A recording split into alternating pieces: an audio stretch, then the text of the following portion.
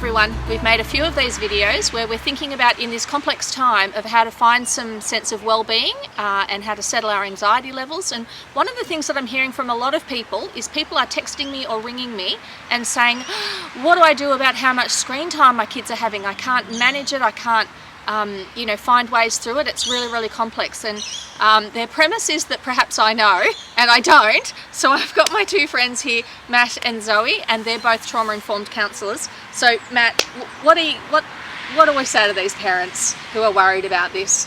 Look, it's a question that all of us are asking that are parents, and it is such uncharted waters. You know, there's never been a time in our living memory and in the living memory of our parents that we've all been told to stay home for so long.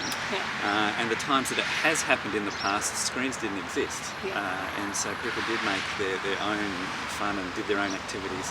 So we need to be gentle with ourselves, and there's no right or wrong in terms of number of hours and things like that.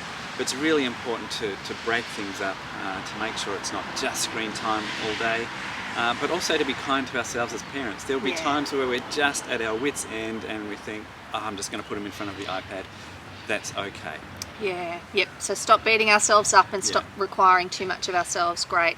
So Zoe, I guess what I'm thinking about is what's happening in those kids? You know, why is it that they need that so much? I know that that's an experience I experience week in, week out, week in, week out on the weekends, but at the moment it's 24/7 in my house. Yeah. So what's going on for them? So for our kids like us, we seek comfort in what's familiar, and for most of our kids, screen time is familiar. Yep. And so I'm saying to parents at the moment, like what Matt's saying, don't stress.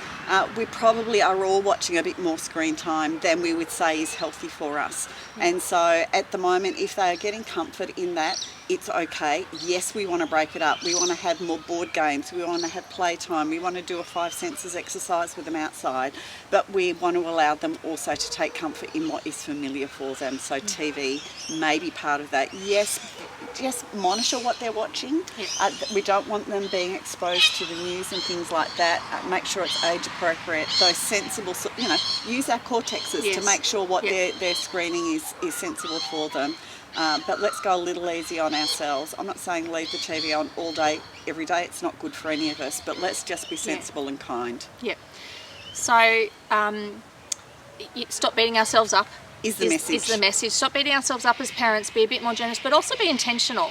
I know for me, one of the things that I'm thinking through is how to make the day look inviting and interesting so that my kids don't feel like the only alternative they've got is their screens. Because I've got two of my kids actually don't appear to have the capacity to think of anything other than screens to do.